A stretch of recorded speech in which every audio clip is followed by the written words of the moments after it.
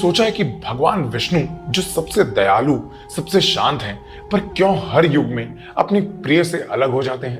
राम बनकर सीता से और कृष्ण बनकर राधा से वियोग सहते हैं।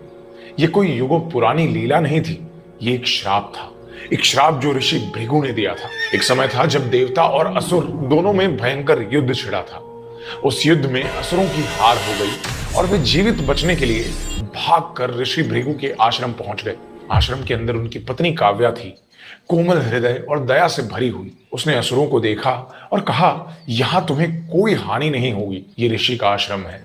पर यह दया सृष्टि के नियमों से टकरा गई। जब विष्णु को पता चला कि असुर ऋषि भृगु के आश्रम में छुपे हैं, तो वे बहुत क्रोधित हो गए और कहा कि धर्म के विरोध में दया भी पाप है। ये कहकर उन्होंने अपना सुदर्शन चक्र उठाया और एक ही पल में आश्रम के अंदर छिपे सभी असुरों का वध कर दिया।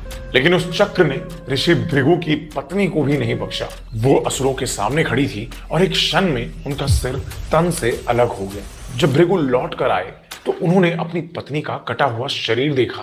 उनकी आंखों में आंसू नहीं, सिर्फ शोक था, और शोक के अंदर से उठे अग्नि जैसे शब्द, हे विष्णु, तुमने मेरी पत्नी को मारा है, मुझे उसके वियोग का दुख दिया है। अब तुम भी ये दुख सहोगे।